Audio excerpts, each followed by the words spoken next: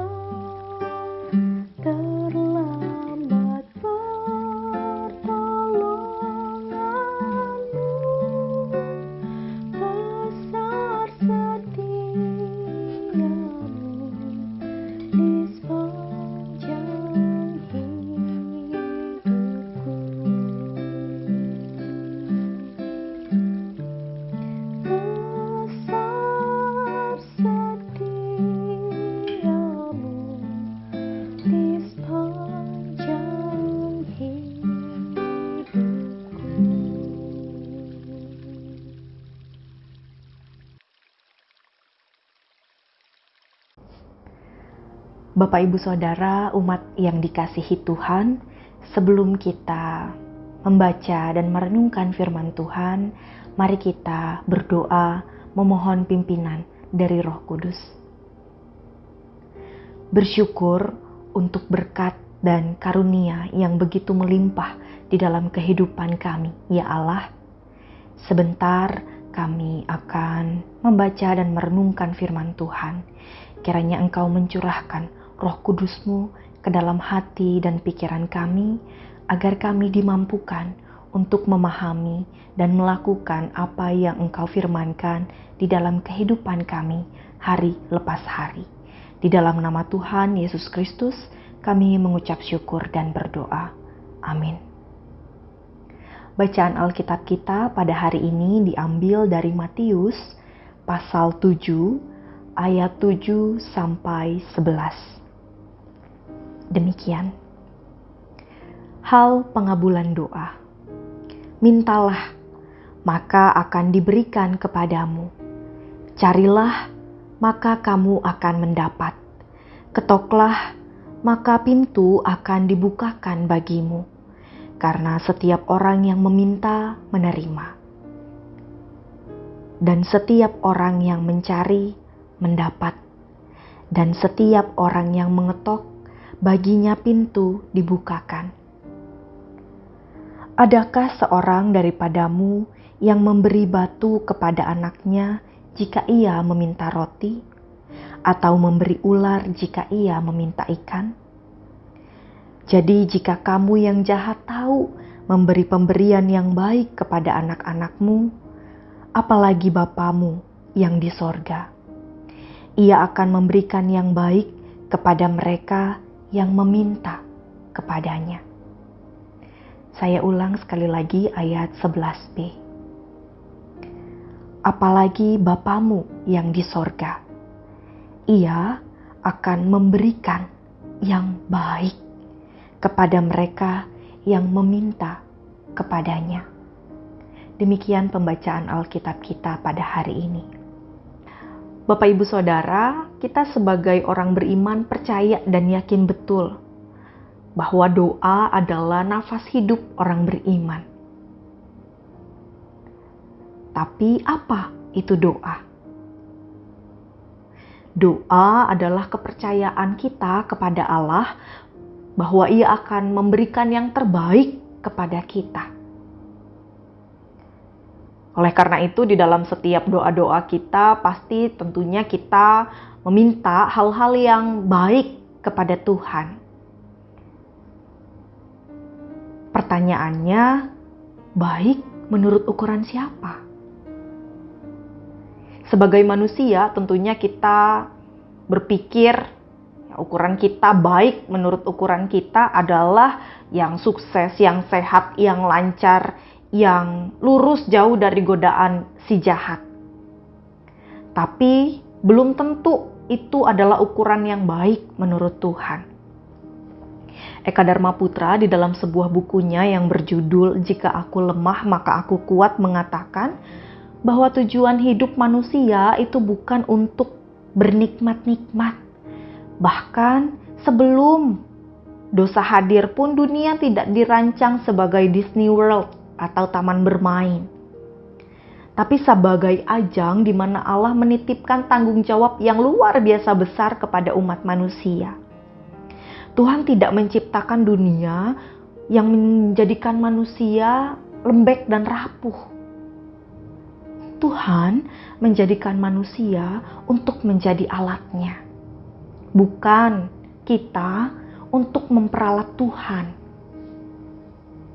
Oleh karena itu, di dalam doa-doa kita dibutuhkan kerendahan hati. Karena sejujurnya kita tidak tahu apa yang kita harusnya doakan. Kita tidak tahu apa sebenarnya berdoa. Mungkin apa yang kita harapkan bisa menjadi batu sandungan bagi orang lain. Apa yang kita doakan malah bisa mencelakakan orang lain. Apa yang kita doakan malah bisa membuat orang lain bersedih. Suatu hari di sebuah rumah sakit ada sebuah keluarga yang terus-menerus berdoa pagi, siang, dan malam karena anaknya membutuhkan donor jantung segera untuk selamat dan hidup. Lalu hari yang ditunggu-tunggu tiba. Barusan di depan rumah sakit ada seseorang yang tertabrak dan kemudian meninggal. Dia sudah menandatangani surat donor apabila ia meninggal, dan ternyata jantung itu cocok buat anak dari keluarga ini. Kemudian anak itu mendapatkan jantung yang baru. Ia hidup, bisa melanjutkan hidup, sedangkan orang ini meninggal, tidak dapat melanjutkan kehidupannya di dunia. Ibu tersebut dilema, yang mana yang harusnya ia rasakan? Harus senangkah karena doanya dikabulkan oleh Tuhan, anaknya selamat? Atau harus turut bersedih bersama dengan keluarga yang lain yang mungkin doanya tidak dikabulkan oleh Tuhan karena anggota keluarganya pergi meninggalkan mereka dari dunia ini. Kita tidak tahu bagaimana seharusnya kita berdoa. Paulus pun mengatakan kepada jemaat di Roma, di dalam Roma 8 ayat 26 demikian. Demikian juga Roh membantu kita dalam kelemahan kita, sebab kita tidak tahu bagaimana sebenarnya berdoa, tetapi Roh sendiri berdoa untuk kita kepada Allah dengan keluhan-keluhan yang tidak terucapkan. Paulus mengatakan bahwa doa adalah misteri, dan misteri ini tidak dapat kita pahami secara utuh. Sebab kita tidak mungkin sebenarnya berdoa, tetapi itu dimungkinkan oleh Allah. Doa adalah ketidakmungkinan yang telah dimungkinkan oleh Allah.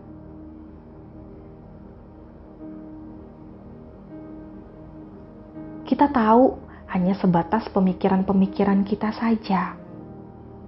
Pemikiran kita pendek dan untuk kita sendiri. Sedangkan pemikiran Tuhan itu luas, lebar, dan dalam. Bukan hanya bagi kita seorang diri, bukan hanya untuk saat ini, tapi bagi semesta ciptaannya dan untuk masa depannya. Siapa yang tahu bahwa keturunan Daud secara manusiawi yang kemudian akan menjadi raja atas segala raja, Tuhan Yesus Kristus. Ia Mesias yang bisa membebaskan umat manusia dari belenggu dosa. Ia yang membawa kehidupan bagi kita. Hanya Tuhan yang tahu. Tuhan sudah merancangkan sedemikian rupa karena Ia begitu mengasihi manusia. Ia akan memberikan yang baik kepada mereka yang meminta kepadanya. Oleh karena itu, Bapak Ibu Saudara, doa bukan mengedepankan apa yang kita mau, apa yang saya mau. Tapi mari kita mengedepankan apa yang Tuhan mau. Karena Tuhan sudah rancangkan segala sesuatu yang melebihi ekspektasi kita. Kita boleh meminta apapun kepada Tuhan, seperti dikatakan di dalam ayat 7 sampai 8 bacaan kita pada hari ini. Minta, maka akan diberikan kepadamu. Cari, maka kamu akan mendapat. Ketok, pintu akan dibukakan. Karena setiap orang yang meminta menerima, setiap orang mencari mendapat, dan setiap orang yang mengetok baginya pintu akan dibukakan. Boleh minta sedetail-detailnya. Sampaikan permintaanmu kepada Tuhan. Apapun. Hanya jangan sampai doa, permintaan-permintaan kita kepada Tuhan terikat pada apa yang terbaik menurut kita pada saat ini. Dan kita meminta Allah mengubah keputusannya seturut dengan apa yang kita kehendaki. Sebab, sekali lagi di ayat 11, Ia akan memberikan yang baik kepada mereka yang memintanya. Kita garis bawahi yang baik. Yang baik menurut Allah, bukan yang baik menurut kita. Oleh karena itu, Bapak Ibu Saudara, marilah di dalam setiap doa-doa kita berdoa agar kita dimampukan untuk menerima dan rela pada setiap keputusan Allah di dalam hidup kita, agar kita juga dapat senantiasa mengucap syukur kepada Allah, sebab Ialah yang mempunyai kehidupan kita dan Ia tahu apa yang baik, yang terbaik kepada kita. Amin. Mari kita berdoa. Tuhan, biarlah kami diberikan hikmat untuk mengerti apa yang Engkau kehendaki. Diberikan kekuatan untuk melakukan apa yang Engkau inginkan bagi kami. Diberikan kerendahan hati untuk menerima setiap rancangan-Mu di dalam kehidupan kami. Apapun yang akan terjadi di dalam kehidupan kami, terjadilah seturut dengan kehendak-Mu. Dan biarlah hari-hari kami juga dipenuhi oleh rasa kasih kami kepadamu dan kepada sesama kami. Di dalam nama Tuhan Yesus Kristus, kami mengucap syukur dan berdoa. Amin.